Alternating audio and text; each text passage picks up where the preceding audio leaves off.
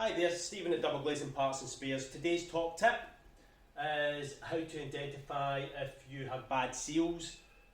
This is just a simple quick trick.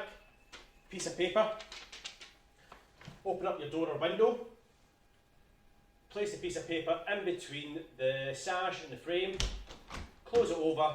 If it holds, good seal. Give it a little pull.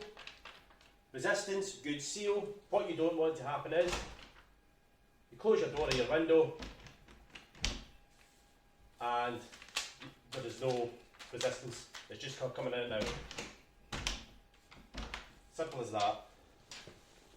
So just go around your door and your window, close it over, find your strong points, find your weak areas, and this is where you know where to replace your gaskets. Thanks very much, hope that helps.